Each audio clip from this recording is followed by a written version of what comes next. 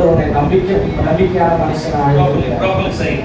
ஆண்டவர் ஒரு நம்பிக்கையான மனுஷனை அழைத்திருக்கிறார். பக்கத்துல இருக்கிறவங்க பார்த்து சொல்லுங்க, ஆண்டவர் ஒரு நம்பிக்கையான மனுஷனை அழைத்திருக்கிறார். இன்னொரு ஒரு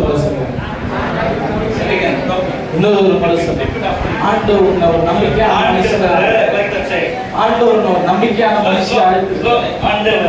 ஆண்டவர் உன்னை ஆண்டவர் உங்களை நம்பிக்கையான மனுஷனா அழைத்திருக்கிறாரு. தெளிவா கவனமா கேளுங்க. We all say God forgives. நம்ம எல்லாரும் சொல்றோம் ஆண்டவர் மன்னிச்சுவாரு. God will forgive. ஆண்டவர் மன்னிப்பாரு. I'm not saying God will not forgive. நான் சொல்றேன் ஆண்டவர் மன்னிக்க மாட்டார். நான் God will சொல்றேன் forgive. ஆண்டவர் மன்னிப்பாரு. God will bless. ஆண்டவர் ஆசீர்வதிப்பாரு. God will prosper. ஆண்டவர் உன்னை பெரிய செய்வார். God will show us a way. ஆண்டவர் ஒரு வழியை காட்டுவார்.